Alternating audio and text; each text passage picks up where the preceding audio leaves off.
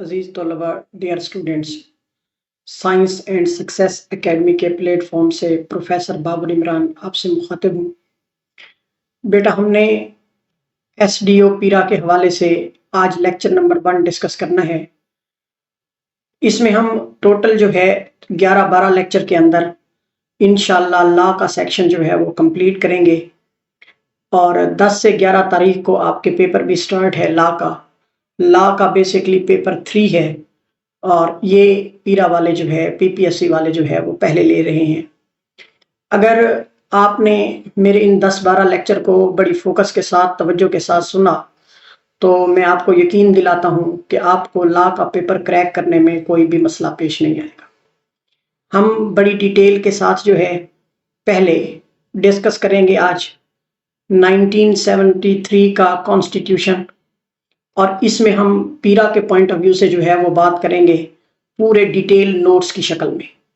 फिर इसके बाद जो है हम इनके प्रैक्टिस क्वेश्चंस करेंगे कि किस तरह से स्टेटमेंट्स आ सकती हैं और उनका जवाब जो है वो क्या होगा।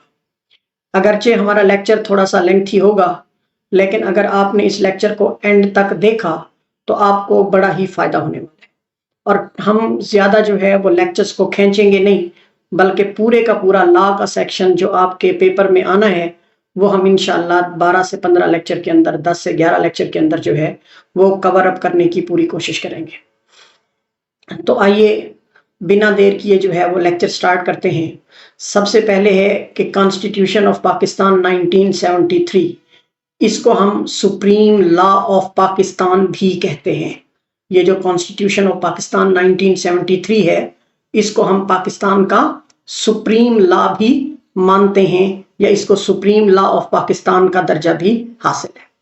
अब ये पाकिस्तान की नेशनल असेंबली में पास कब हुआ? तो ये पास हुआ था 10 अप्रैल 1973 के अंदर। 10 अप्रैल 1973 के अंदर जो है ये पास हुआ था और ये इम्प्लीमेंट हुआ था 14 अगस्त 1973 के अंदर। तो ये दो डेट हैं कि नेशनल असेंबली में पास कब हुआ था। तो आप बताएंगे 10 अप्रैल 1973 और इसकी इम्प्लीमेंटेशन कब हुई थी? तो इम्प्लीमेंटेशन इसकी हुई थी 14 अगस्त 1973 के अंदर। और ये पाकिस्तान का पहला कॉन्स्टिट्यूशन नहीं था, ये पाकिस्तान का तीसरा कॉन्स्टिट्यूशन था और इससे पहले 1956 के अंदर और 1962 के अंदर जो है पहले भी 2 कॉन्स्टिट्यूशन जो है वो पाकिस्तान के पेश किए जा चुके थे। अब अगर मैं ये बताऊं कि ये जो कॉन्स्टिट्यूशन है ये स्टेट के फ्रेमवर्क को रिप्रेजेंट करता है। स्टेट के फ्रेमवर्क को रिप्रेजेंट करने में ये एक अपना लैंडमार्क की फ्रेमवर्क की हैसियत जो है ये रखता है, जिसमें ह्यूमन सिटीजनशिप जो है इसको बयान किया गया है। डिवीजन ऑफ पावर जो है इंस्टीट्यूशंस के दरमियान ये बयान की गई है कि कौन से इंस्टीट्यूशन कौन कौन सी चीजें जो है वो संभालेंगे। यानी ये जो हमारा कॉन्स्टिट्यूशन है ये किन किन चीजों को एक्सप्लेन करता है? तो मैंने बताया कि ये फ्रेमवर्क ऑफ द स्टेट बताता है, सिटीजन के शहरियों के हकूक के बारे में एक्सप्लेनेशन देता है। इसके अलावा डिवीजन ऑफ पावर जो है इसको कैसे इस्तेमाल किया जाए इसके बारे में भी हमें आगाही फराहम करता है। अब अगर मैं इसके बैकग्राउंड की बात करूं कि इस लॉ से पहले क्या क्या चीजें जो है वो चली, तो सबसे पहले पाकिस्तान का जो पहला कानून था वो बेसिकली पेश किया गया था 1957 के अंदर। और ये जो 1957 का कॉन्स्टिट्यूशन था इसकी नेचर पार्लियामेंट्री थी, यानी पार्लियामेंट्री नेचर जो है का ये कानून था और इस्लामिक प्रोविजन, इस्लामी असूलों के मुताबिक जो है वो था। तो फिर इसको सबसे पहले जनरल अयूब खान ने 1958 के अंदर जो है वो क्या किया था, इसको एब्रोगेटेड किया था, यानी इसको खत्म कर दिया था। तो 1956 का जो कॉन्स्टिट्यूशन है ये पाकिस्तान का पहला कॉन्स्टिट्यूशन है। नेचर क्या थी? पार्लियामेंट्री नेचर थी, इस्लामिक प्रोविजन, इस्लामिक असूलों के मुताबिक था और अयूब खान ने 1958 के अंदर जो है इसको एब्रोगेटेड किया था, खत्म किया था। इसके बाद बेटा अगर मैं 1962 के कॉन्स्टिट्यूशन की बात करूं तो ये किसने पेश किया था? प्रेसिडेंट अयूब खान ने पेश किया था। लेकिन क्योंकि इसमें जो पर्सनल पावर थी उसको एक्सपेंड किया गया था, डेमोक्रेसी जो है वो देखने को नहीं मिली, इसलिए पीपल्स ने, पाकिस्तानी अवाम ने 1962 के कॉन्स्टिट्यूशन को रिजेक्ट कर दिया। इसके बाद बेटा 1971 का जो क्राइसिस है, जिसमें फॉल ऑफ ढाका हुआ और ईस्ट पाकिस्तान, जिसको हम आज बांग्लादेश कहते हैं, ये पाकिस्तान से सेपरेट हुआ। तो इंपॉर्टेंट एमसीक्यू बन सकता है कि फॉल ऑफ ढाका जो है वो कब हुआ, 1971 के अंदर। और इस फॉल ऑफ ढाका के नतीजे में जो ईस्ट पाकिस्तान था वो पाकिस्तान से सेपरेट हो गया। ईस्ट पाकिस्तान को आज हम बांग्लादेश का दर्जा हासिल है, आज एक सेपरेट मुल्क जो है उसकी हैसियत हासिल है। और पाकिस्तान जो है, फिर पाकिस्तान ने एक नया कॉन्स्टिट्यूशन जो कि रिमेनिंग जो कंट्री था उसके लिए तजवीज़ करना, तैयार करना जो है वो शुरू किया। तो इसके लिए बाकायदा एक कॉन्स्टिट्यूशनल कमेटी बनाई गई और इस कॉन्स्टिट्यूशनल कमेटी की जो सरबराही थी वो किसको दी गई, इंपॉर्टेंट एमसीक्यू बन सकता है बेटे। इसकी सरबराही जो है वो अब्दुल हफीज पीरजादा को दी गई कि वो इनका ड्राफ्ट जो है वो प्रिपेयर करे। और प्रीवियस कॉन्स्टिट्यूशन के मुकाबले में ये जो कॉन्स्टिट्यूशन है ये काफी मकबूल हुआ और आज भी पाकिस्तान में इम्प्लीमेंट है। वजह क्या है, क्योंकि इसमें काफी सारी पार्टीज की कॉन्सेंसस को शामिल किया गया। इससे पहले जब भी कानून बना था ना, वो किसी को इतनी ज्यादा मुशावरत में लाकर नहीं बनाया गया। तो आमतौर पर लोगों ने अपनी विल के मुताबिक, अपनी पावर के मुताबिक अपने आप को डिमॉन्स्ट्रेट करने के लिए जो है वो लॉ को रिटेन रखा। लेकिन पहला जो visual proper particular fix point of view से लॉ पेश किया गया, जिसमें सारी जो पॉलिटिकल पार्टीज थी उनको शामिल किया गया, तो वो बेसिकली बेटा यही लॉ था। अब इसकी सबसे बड़ी बात यह है बेटा, 1949 के अंदर ऑब्जेक्टिव रेजोल्यूशन पेश की गई और इस ऑब्जेक्टिव रेजोल्यूशन को हमारे इस कॉन्स्टिट्यूशन का पार्ट बनाया गया। किस आर्टिकल के तहत, आर्टिकल 2A के तहत। इंपॉर्टेंट है। तो क्वेश्चन कैसे आएगा, वो कौन सी रेजोल्यूशन है जिसको 1973 के लॉ में शामिल किया गया, तो आप बताएंगे वो बेसिकली ऑब्जेक्टिव रेजोल्यूशन है। और किस कानून के तहत, किस आर्टिकल के तहत शामिल किया गया, तो आप बताएंगे आर्टिकल 2A के तहत। अब इसमें बेसिकली बताया क्या गया था, इस ऑब्जेक्टिव रेजोल्यूशन के अंदर जो है सोवेरेनिटी को बयान किया गया था, अल्लाह ताला की आलमाइटी को, अल्लाह ताला की कदर मुतलक को, कि तमाम कायनात को चलाने वाला जो है वो अल्लाह है। पाकिस्तान की डेमोक्रेसी जो है इसके बारे में एक्सप्लेनेशन दी गई। इसके अलावा कि मुस्लिम्स जो हैं वो इस्लामिक टीचिंग के मुताबिक क्या करेंगे, रूल्स फॉलो करेंगे। Islam is a complete code of life. और मुसलमान जो हैं मुल्क को मुसलमान के कवानीन के मुताबिक, इस्लामी कवानीन के मुताबिक चलाया जाएगा। हाँ, जो मिनॉरिटीज हैं, जो नॉन मुस्लिम हैं, उनको पूरा फ्रीडम होगा, वो अपने इबादत गाहें बनाएं, उनमें अपने मज़ाहिब की तबलीग करें, तो इसमें कोई रोक टोक नहीं होगी। यानी इस कदर यूनिवर्सल था कि मुसलमानों को अपने दीन की प्रचार करने के लिए फ्रंट लाइन का दर्जा हासिल था।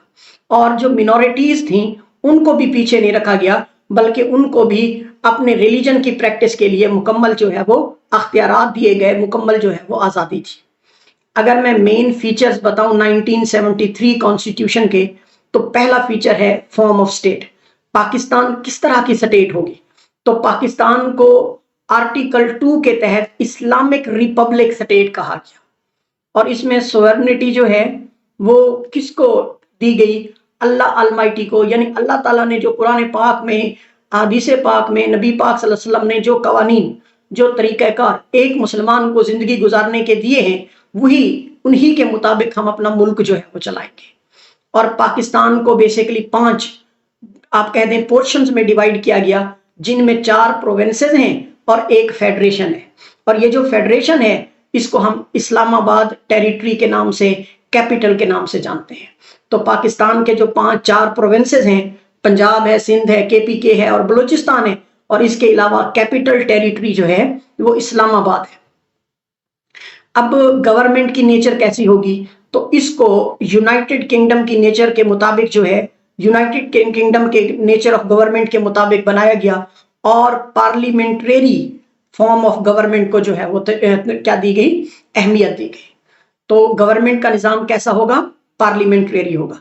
प्राइम मिनिस्टर को चीफ एग्जीक्यूटिव का दर्जा हासिल था और प्रेसिडेंट को हेड ऑफ स्टेट। तो इस कानून के मुताबिक प्राइम मिनिस्टर को चीफ एग्जीक्यूटिव का दर्जा हासिल था और प्रेसिडेंट को जो है वो हेड ऑफ स्टेट का दर्जा हासिल था। और इस्लामिक प्रोविजन जो है यानी इस्लामिक स्टेट ऑफ रिलीजन के तौर पर पाकिस्तान सामने आया और फिर जो रूल बनाए गए उनके मुताबिक प्रेसिडेंट जो है वो हर सूरत मुस्लिम होगा, प्रेसिडेंट नॉन मुस्लिम नहीं हो सकता पाकिस्तान के कानून के मुताबिक। और प्राइम मिनिस्टर जो है उसके लिए भी मुसलमान होना लाजिम तो है, लेकिन किसी केस में अगर नॉन मुस्लिम है तो वो भी एक्सेप्टेबल है। यानी प्राइम मिनिस्टर जो है वो नॉन मुस्लिम हो सकता है, लेकिन प्रेसिडेंट के लिए जो है वो मुसलमान होना लाजमी शर्त रखी गई। और तमाम जो लॉज हैं वो कुरान और सुन्ना के मुताबिक होंगे, मतलब कोई भी बंदा अपने हिसाब से लॉ इम्प्लीमेंटेशन नहीं होगी, बल्कि जो अल्लाह की किताब में मौजूद है, जो नबी पाक के फरमान में मौजूद है, उसके मुताबिक जो है हम मुल्क को चलाएंगे। तो तमाम लॉज कुरान और सुन्ना के मुताबिक होंगे और ये पाकिस्तान के 1973 के आइन में आर्टिकल 227 के अंदर 227 के अंदर जो है ये आए। इसके अलावा बेटा फेडरल सिस्टम होगा और साथ में प्रोविंशियल गवर्नमेंट्स जो है वो बनाई जाएगी। बाई कैमरल लेजिस्लेचर होगा, यानी दो बेसिकली यहाँ ऐवान बनाए गए।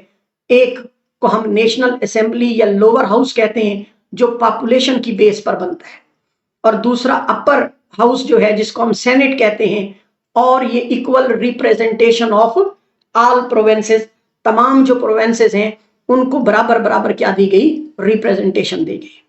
उसके बाद अगर मैं फंडामेंटल राइट्स की बात करूं तो फंडामेंटल राइट्स जो हैं उनमें पहला है लोगों के दरमियान इक्वालिटी देना। इसके अलावा लोगों को बात करने का हक हो, मूवमेंट अपनी तहरीकें चलाने का हक हो, एसोसिएशंस को वर्क करने का हक हो, मज़ाहिब के प्रचार के लिए जो है वो खुला डुला कानून हो। इसके अलावा प्रेस जो है इसको आज़ादी दी गई, यानी हमारी प्रेस जो है वो आज़ाद होगी। और इसके अलावा जो है अगर किसी से कोई जुर्म सादिर हो जाता है तो उसको फेयर ट्रायल का पूरा हक, लोगों को एजुकेशन का पूरा हक हो, और उनके माल और जान की जो हिफाजत है वो हुकूमत वक्त की यानी हुकूमत पाकिस्तान की क्या होगी, जिम्मेदारी होगी। इसके अलावा लोगों के अंदर जो बेसिकली डिस्क्रिमिनेशन है इसको ख़त्म करना, लोगों के अंदर लोगों के जानो माल की हिफाजत करना जो है ये उस हमारे कानून के अंदर जो है वो क्या है, शामिल किया गया। जो अदालतें हैं, जो जुडिशरी है, इसको इंडिपेंडेंट बनाया गया और जुडिशरी को 3 पार्ट्स में डिवाइड किया गया। एक को हम सुप्रीम कोर्ट कहते हैं जो इस्लामाबाद में है और ये हमारा सबसे हायर सेंटर है जुडिशरी का। उसके बाद हाई कोर्ट है, जिस तरह से लाहौर हाई कोर्ट है इसी तरह से हर प्रोविंस की एक हायर सेंटर है। और इसके बाद जिले और तहसील लेवल पर कोर्ट बनाई गई जिनको हम सब ऑर्डिनेट कोर्ट्स या कचहरियां कहते हैं। मिसाल के तौर पर कोई तहसील है तो उसकी जो कोर्ट होगी वो क्या कहलाएगी, वो सब ऑर्डिनेट कहलाएगी। अगर कोई डिस्ट्रिक्ट है तो उसकी जो अपना कोर्ट होगी वो सब ऑर्डिनेट कोर्ट कहलाएगी। तो जो छोटे छोटे दीवानी के मुकदमात हैं या इसके अलावा फौजदारी के मुकदमात हैं या इसके अलावा फैमिली लॉज हैं तो इनको जो है इन सब ऑर्डिनेट कोर्ट्स के अंदर जो है वो शेयर किया गया। इसके अलावा बेटा जुडिशरी को काफी अख्तियार दिया गया कि वो जुडिशियल रिव्यू जो है वो कर सके। यानी इस कानून में हमारे 1993 के लॉ में 73 के लॉ में चीजों को जो है वो काफी हद तक एलाबोरेट किया गया और वाज़ेह किया गया। अमेंडमेंट प्रोसीजर जो है, यानी अगर आप लॉ में कोई अमेंडमेंट करना चाहते हैं, तरमीम करना चाहते हैं, तो उसके लिए जो है 2/3 जो है मेजॉरिटी का होना जरूरी है। यानी आपकी अमेंडमेंट के लिए 2/3 अक्सरियत का होना लाजिम है। अब जो नेशनल लैंग्वेज है वो उर्दू को कहा गया, उर्दू को एज अ नेशनल लैंग्वेज शामिल किया गया और इंग्लिश जो है ये कंटिन्यू रहेगी एज अ ऑफिशियल लैंग्वेज। और लॉ में ये कहा गया कि आपके पास 15 साल है, 15 साल के अंदर आप इंग्लिश की बुक्स को उर्दू में ट्रांसलेट करेंगे और इंग्लिश की बजाय जो है हमारी हर जगह पर उर्दू में ही गुफ्तगू होगी। लेकिन क्योंकि इंग्लिश एक यूनिवर्सल लैंग्वेज होने की वजह से ये डोमिनेंट रही, ये मकबूल रही और आज तक इसको जो है वो खत्म नहीं किया जा सका। बल्कि मैं तो ये कहूंगा कि उर्दू की जगह पर आज भी बहुत सारे इदारों में, बहुत सारे इंस्टीट्यूट में इंग्लिश ने ले ली है। लेकिन हमारे कानून में इंग्लिश को एक सेकेंडरी दर्जा हासिल था कि इंग्लिश को हम किसी ना किसी तरीके से किस में कन्वर्ट कर देंगे, उर्दू के अंदर कन्वर्ट कर देंगे। ये जो है वो बेसिक पर्पस जो है वो सामने आए थे। अगर मैं कॉन्स्टिट्यूशन का स्ट्रक्चर बताऊं आपको तो इसके टोटल 12 पार्ट्स हैं। इसको कितना पार्ट्स में डिवाइड किया गया है बेटा? 12 पार्ट्स में। और इन 12 पार्ट्स के अंदर जो है वो 280 से ज्यादा आर्टिकल्स हैं और 7 जो है वो शेड्यूल हैं। ये तीनों पॉइंट इंपॉर्टेंट है। यानी कॉन्स्टिट्यूशन ऑफ पाकिस्तान में टोटल कितना पार्ट्स हैं तो आप बताएंगे 12 पार्ट्स हैं। कॉन्स्टिट्यूशन ऑफ पाकिस्तान के कितना आर्टिकल्स हैं तो आप बताएंगे 280 आर्टिकल्स हैं। कॉन्स्टिट्यूशन ऑफ पाकिस्तान के कितना शेड्यूल्स हैं तो आप बताएंगे इनको 7 शेड्यूल के अंदर जो है वो डिवाइड किया गया। अगर मैं पार्ट्स ऑफ कॉन्स्टिट्यूशन की बात करूं तो पहले पार्ट में बेसिकली इंट्रोडक्शन है और इंट्रोडक्शन के अंदर 1 से लेकर 6 आर्टिकल्स हैं और इसमें स्टेट के बारे में बताया गया कि पाकिस्तान कैसी स्टेट होगा, हमारी टेरिटरी, हमारी बाउंड्री, हमारी हदूद का तयन किया गया क्योंकि हदूद तो चेंज हो गई थी बांग्लादेश के सेपरेट होने से। इसके अलावा सिटीजनशिप जो है, शहरियों के क्या हकूक होंगे, क्या फराइज होंगे, उन पर जो है वो डिस्कशन की गई। फंडामेंटल राइट और प्रिंसिपल्स ऑफ पॉलिसीज को बयान किया गया दूसरे पार्ट के अंदर और इसमें 7 से लेकर 40 आर्टिकल जो है वो शामिल है।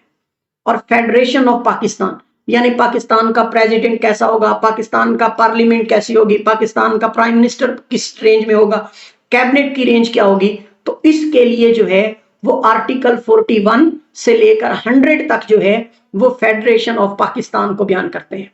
प्रोविंसेस के क्या क्या हकूक हैं, क्या क्या फराइज हैं, क्या क्या उनमें जो है वो लेजिस्लेचर बाउंड्रीज होंगी, किस तरह से वो वर्क करेंगे। तो प्रोविंसेस के बारे में जो है 101 के से लेकर 140A तक जो है वो प्रोविंसेस को एक्सप्लेन किया गया। इसके अलावा बेटा फेडरेशन और प्रोविंसेस के रिलेशन को भी कुछ आर्टिकल्स में एक्सप्लेन किया गया और वो आर्टिकल 141 से लेकर 159 तक थे जिनमें इनको एक्सप्लेन किया गया। अब अगर मैं नेक्स्ट की तरफ चलूं, फाइनेंशियल प्रॉपर्टी कॉन्ट्रैक्ट्स वगैरह को एक्सप्लेन करने के लिए ये इस पार्ट के अंदर 160 से लेकर 174 तक 174 तक जो है वो मुतारिफ करवाए गए आर्टिकल्स। और इसके अलावा ज्यूडिकेटर के लिए जो है, ज्यूडिकेटर के लिए बेसिकली 175 से 212 212 तक आर्टिकल जो है वो ज्यूडिकेटर को, जुडिशरी को एक्सप्लेन करते हैं। यानी कि सुप्रीम कोर्ट के क्या क्या हकूक हैं, क्या क्या फराइज हैं, इसके अलावा हाई कोर्ट में क्या क्या चीजें आ जाती हैं और साथ पर में जो है बेटा जुडिशल इंडिपेंडेंसी जो है, हमारी अदालतें आजाद होंगी, किस तरह वर्क करेंगी, तो इनको एक्सप्लेन किया गया है। इसके अलावा इलेक्शन के बारे में जो है, इलेक्शन में क्या क्या चीजें होंगी, तो इनको जो है 213 से लेकर 213 से लेकर 226 आर्टिकल में बयान किया गया। इस्लामिक प्रोविजन जो है इसको 227 से 231 तक जो है वो बयान किया गया है। इमरजेंसी प्रोविजन जो है इसको बेसिकली 232 से 237 तक।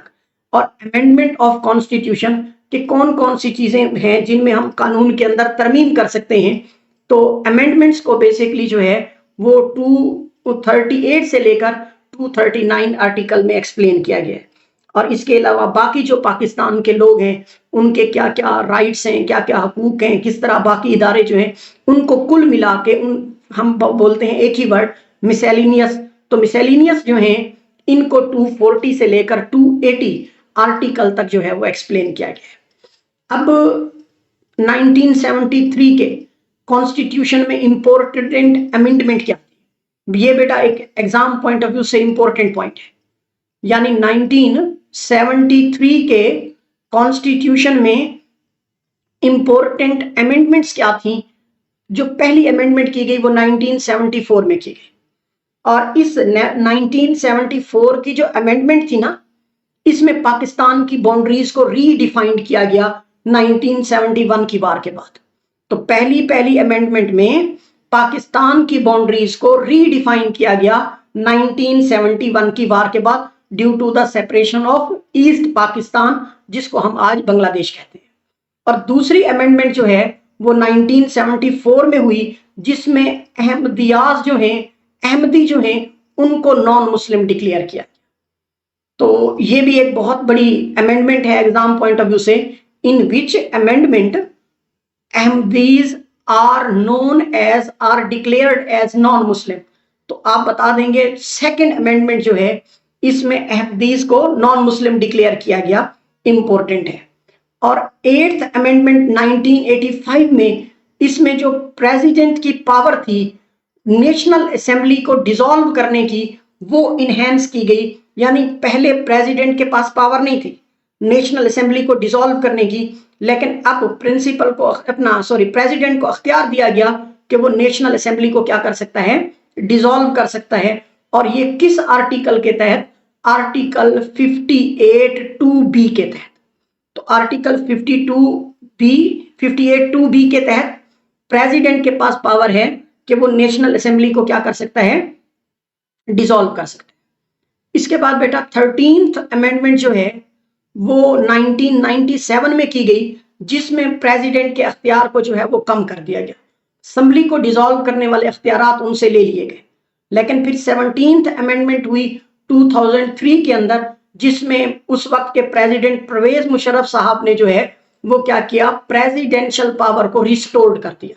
यानी बड़ा इंपॉर्टेंट है कि कब प्रेसिडेंट की पावर को इनहेंस किया गया, कब प्रेसिडेंट की पावर को रिमूव किया गया, कब प्रेसिडेंट की पावर को रिस्टोर किया गया और कौन सी अमेंडमेंट के तहत किया गया, ये वेरी वेरी इंपॉर्टेंट पॉइंट्स हैं।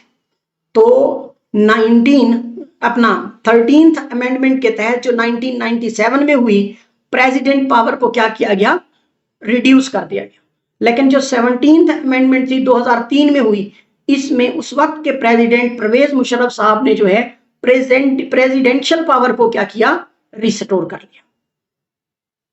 और 18th अमेंडमेंट 2010 जो है ये एक बहुत बड़ा लैंडमार्क है।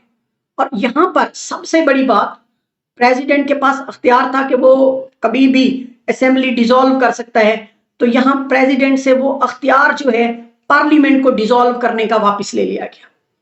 तो which of the following amendment is the landmark in according to the 1973 constitution? तो आप बताएंगे वो बेसिकली 18th अमेंडमेंट है। और 18th अमेंडमेंट के तहत प्रेसिडेंशियल पावर जो है पार्लियामेंट को डिसॉल्व करने की, वो क्या कर दी गई, रिड्यूस कर दी गई। इसके अलावा जो है जो प्रोविंशियल ऑटोनॉमी है इसको इंक्रीज किया गया, यानी प्रोविंशियल पावर जो है वो इनहेंस की गई। इसके अलावा पार्लियामेंट्री डेमोक्रेसी जो है उसको मजबूत किया गया।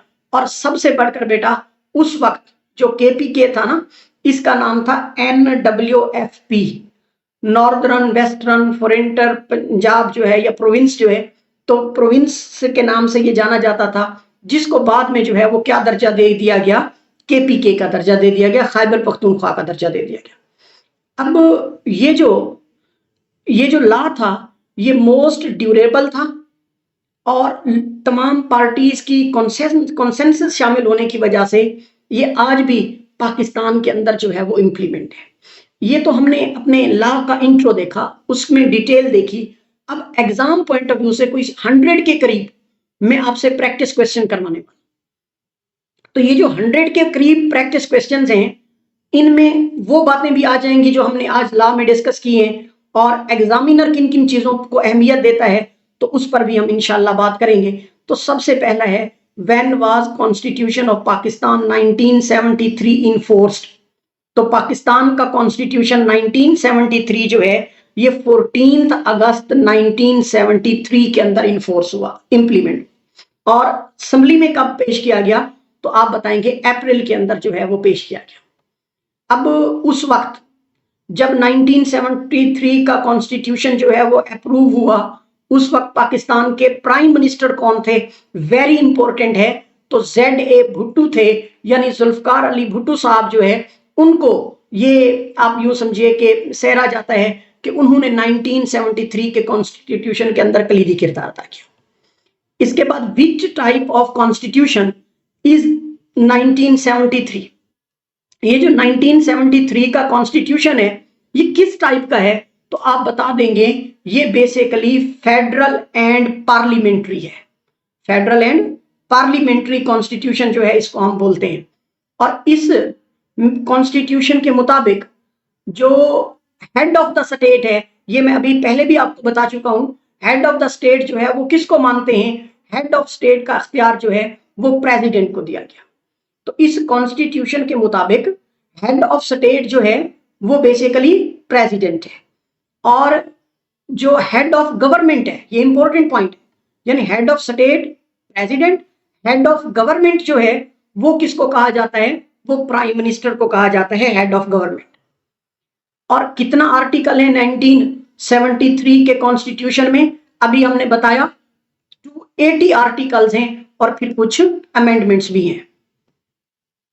कितनी शेड्यूल्स हैं, तो ये भी हमने अभी आपसे क्लियर किया कि डिस्कशन के अंदर कि कोई 7 शेड्यूल्स में 1973 का जो आइन है वो डिवाइडेड है।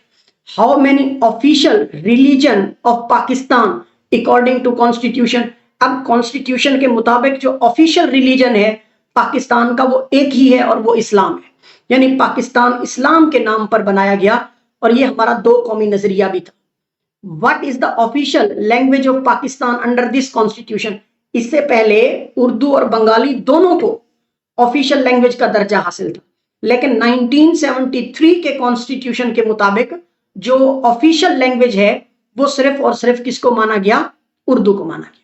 इसके बाद अगर मैं फंडामेंटल राइट्स के कुछ एमसीक्यूज की तरफ आऊं, तो in which part of fundamental rights given, अब मैंने कहा था कि टोटल 12 पार्ट्स हैं पाकिस्तान के कानून के, तो फिर बताइए फंडामेंटल राइट का जो कानून अपना है वो कौन से पार्ट में गिवन है, तो आप बताएंगे part 2 chapter 1।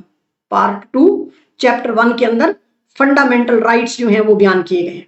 Which article declare equality of the citizen, तो सिटीजन के दरमियान इक्वालिटी को कौन सा आर्टिकल बयान करता है, आप बता देंगे वो आर्टिकल बेसिकली 25 है।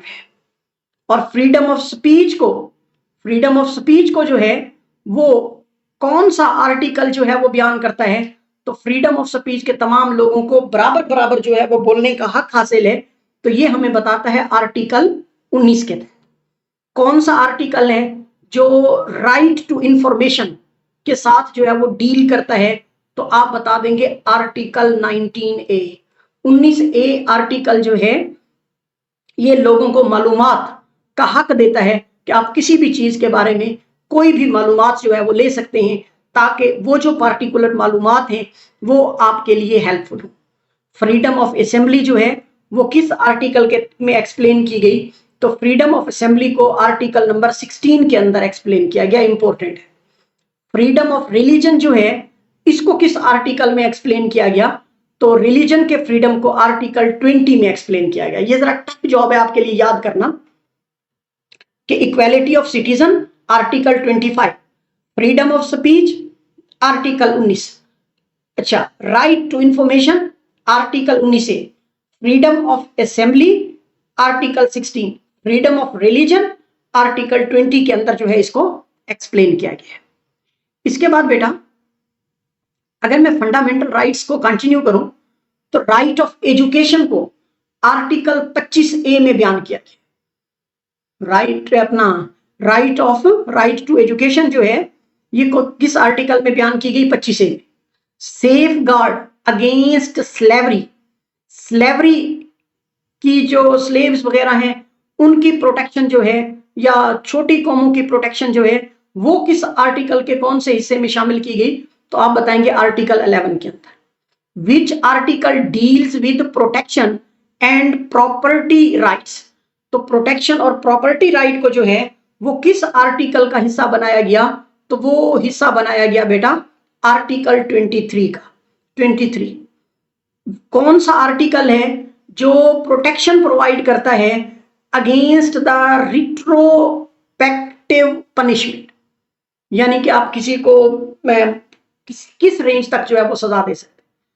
तो लोगों को पनिशमेंट से प्रोटेक्ट करने वाला आर्टिकल जो है वो आर्टिकल 12 है। इसके अलावा जो है अगर मैं प्रिंसिपल्स ऑफ पॉलिसीज की बात करूं तो प्रिंसिपल ऑफ पॉलिसीज को पार्ट 2 के चैप्टर नंबर 2 में बयान किया गया। पार्ट 2 के चैप्टर नंबर 2 में बयान किया गया। और promotion of Islamic way of life is under which article, तो इस्लामिक वे गुजारने का, लाइफ गुजारने का जो आर्टिकल है कि किस तरह से हम इस्लाम के मुताबिक जिंदगी गुजार सकते हैं, तो वो आर्टिकल 31 है। Provision of basic necessities of life is under which article, के अवाम की कौन कौन सी जरूरियात हैं और कौन कौन सी वो जरूरियात हैं जो हुकूमत वक्त के जिम्मे हैं, उसको कहां बयान किया गया, तो उसको बयान किया गया आर्टिकल 38 के अंदर। Strength bond with Muslim world, अब बाकी जो मुस्लिम कंट्रीज हैं उनके साथ बॉन्डिंग को मजबूत करना जो है ये कौन से आर्टिकल का हिस्सा है, ये आर्टिकल 40 के अंदर जो है वो शामिल किया गया। एलिमिनेशन ऑफ रिबा, इंटरेस्ट, सूद, तो सूद को खत्म करना या सूद से पाक करना मुल्क को जो है वो किस आर्टिकल में शामिल किया गया, तो आर्टिकल 38F में शामिल किया गया। Federation of Pakistan, how many houses does the parliament have, तो पार्लियामेंट के 2 हाउसेज हैं, एक को हम नाम देते हैं नेशनल असेंबली का और एक को हम नाम देते हैं सेनेट का। नेशनल असेंबली को हम लोअर हाउस कहते हैं और इनका इंतखाब जो है वो पॉपुलेशन करती है, और सेनेट जो है इसको अपर हाउस कहते हैं और इसका इंतखाब जो है वो कौन करते हैं, वो बेसिकली तमाम प्रोविंसेस को इक्वालिटी हासिल है सेनेट के अंदर। नेशनल असेंबली के मेंबर जो हैं वो कितना टाइम के लिए सिलेक्ट होते हैं, तो वो 5 साल के लिए सिलेक्ट होते हैं।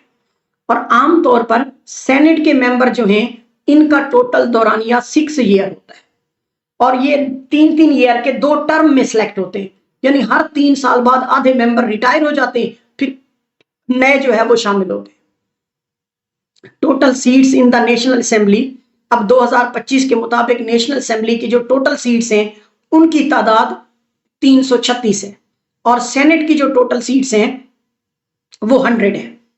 और मिनिमम एज जो नेशनल असेंबली के मेंबर की एमएनए की होनी चाहिए वो 25 साल मुकर्रर की गई इस लॉ में, और सेनेटर जो है उसकी एज कम से कम कितना होनी चाहिए, 30 साल होनी चाहिए।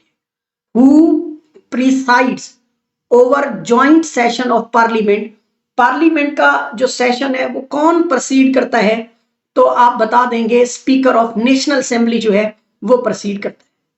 और नेशनल असेंबली जो है वो कौन डिसॉल्व कर सकता है, प्रेसिडेंट डिसॉल्व कर सकता है on the advice of prime minister.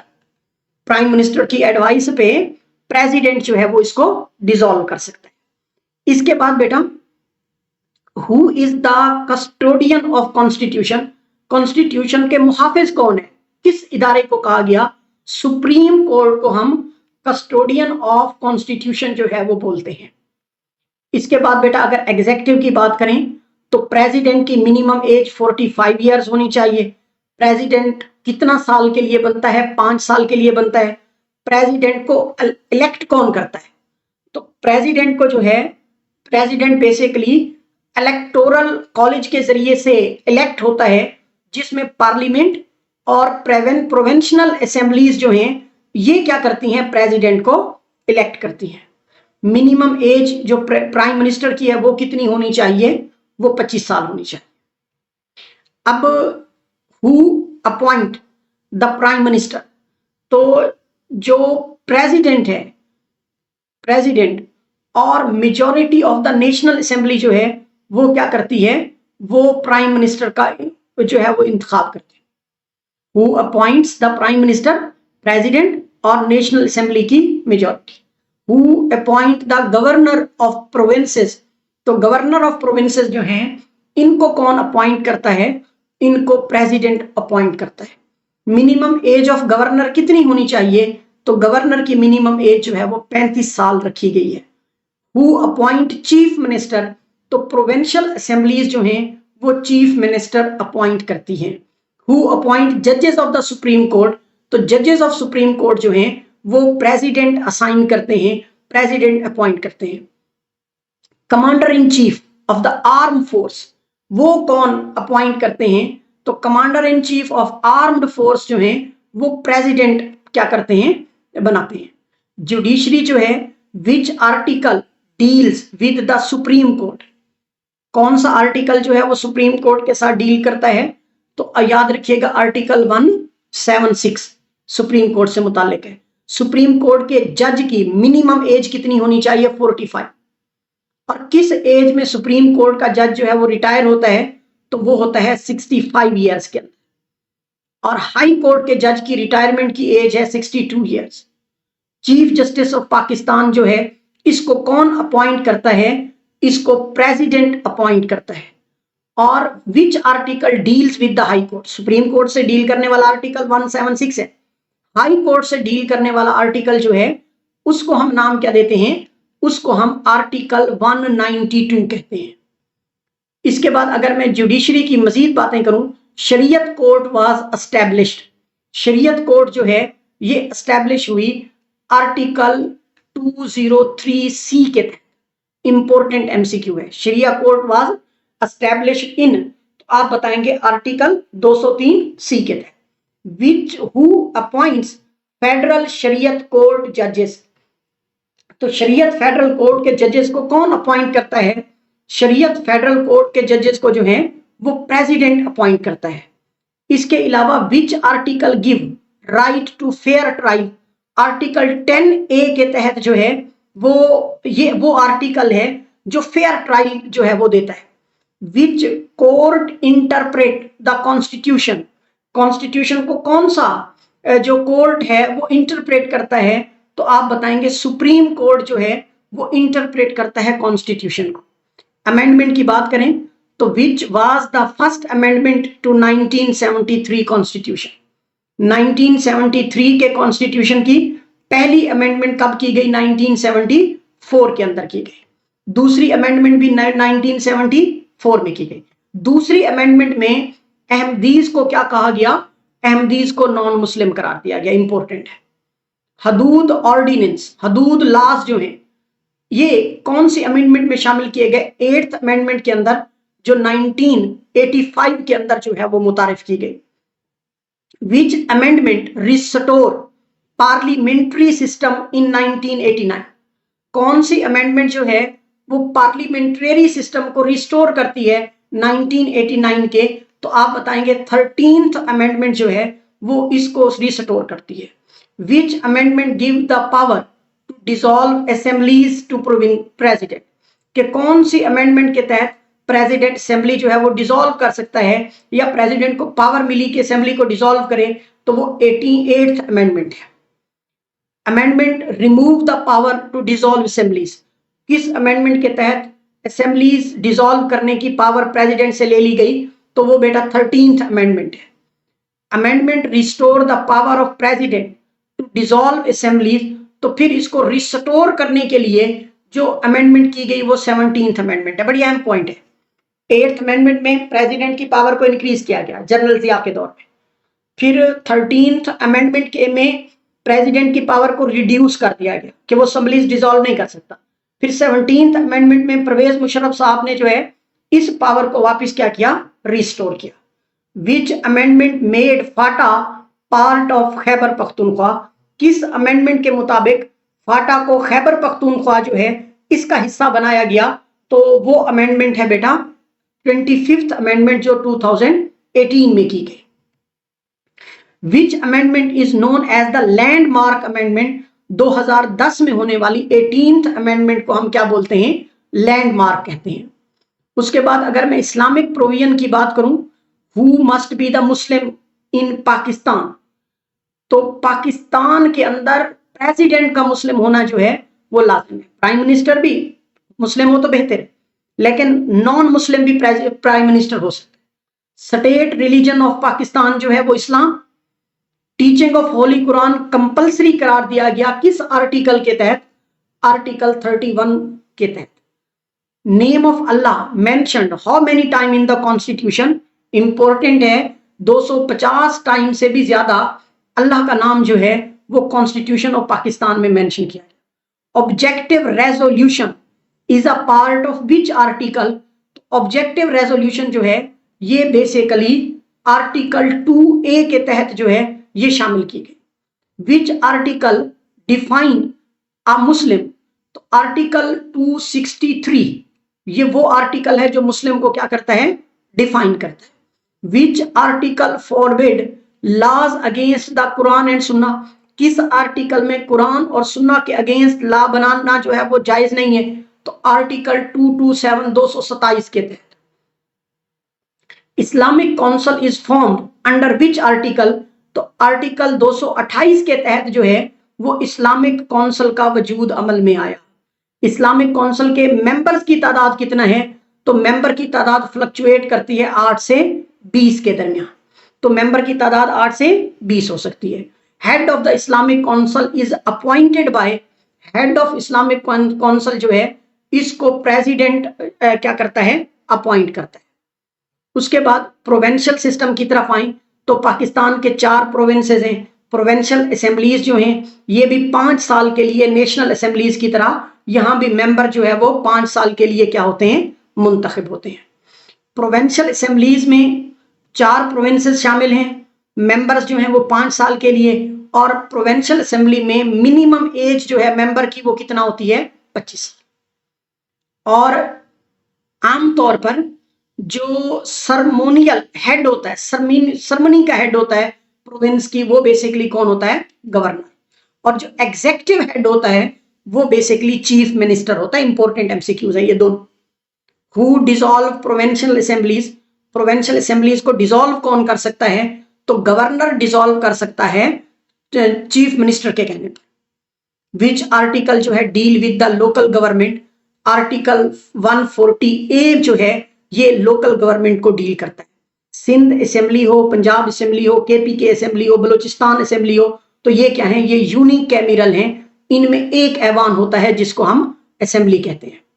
इसके बाद अगर मैं मिक्स्ड एमसीक्यू की बात करूं, who conduct general election in Pakistan? Pakistan में जो जनरल इलेक्शन है उसको कौन कंडक्ट करता है?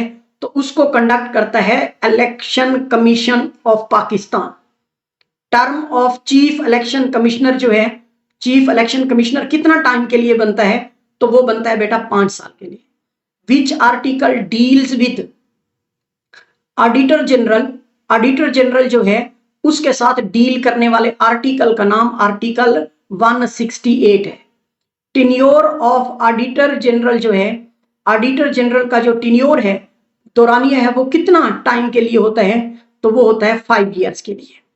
इसके बाद बेटा which article deals with the services of Pakistan? Pakistan की सर्विसेज के साथ डील करने वाला आर्टिकल जो है वो बेसिकली आर्टिकल 240 है। और हु प्रिपेयर फेडरल बजट? तो फेडरल बजट जो है वो फिनांस मिनिस्टर प्रिपेयर करता है। Annual budget is represented in which house? Annual budget जो है वो नेशनल असेंबली के अंदर प्रेजेंट किया जाता है। Which article deal with the national finance commission NFC? तो एनएफसी के साथ डील किया जाता है आर्टिकल 160 के तहत जो है वो एनएफसी नेशनल फाइनेंस कमीशन के साथ डील करना, इसके दायरे कार और अख्तियारात को एक्सप्लेन करना। एनएफसी का हेड जो है वो बेसिकली फेडरल फाइनेंस मिनिस्टर होता है। एनएफसी नेशनल फाइनेंस कमीशन का हेड फेडरल फाइनेंस मिनिस्टर होता है। How often is NFC award announced? NFC award जो है ये हर 5 साल बाद जो है ये अनाउंस किया जाता है। Which article deals with the armed forces? Arm forces के साथ डील करने वाला आर्टिकल आर्टिकल 243 है। और who appoint the chief of army navy and air force? तो आर्मी हो, एयरफोर्स हो, नेवी हो, जितना भी हमारे फौज के इदारे हैं, तो इनके जो चीफ्स होते हैं इनको प्रेसिडेंट क्या करता है, अपॉइंट करता है। इमरजेंसी प्रोविजन जो है वो किस आर्टिकल के तहत की जाती है? आर्टिकल 232 जो है ये बेसिकली इमरजेंसी प्रोविजन जो है वो बताता है। Which article deals with the language?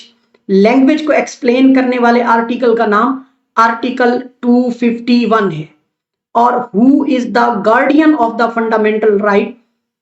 जो जुडिशरी है इसको हम फंडामेंटल राइट की क्या कहते हैं, गार्डियन कहते हैं। तो डियर स्टूडेंट्स, ये था हमारा आज का लेक्चर। उम्मीद करता हूं आपको बहुत पसंद आया होगा।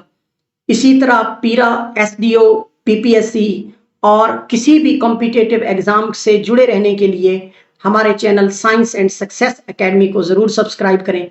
कोई भी आपका सवाल हो कमेंट सेक्शन के अंदर हमें बताएं, हम उसका फिल फॉर जवाब देने की कोशिश करेंगे इंशाल्लाह। तो नेक्स्ट लेक्चर तक के लिए मुझे इजाजत दें। Thank you so much. Allah.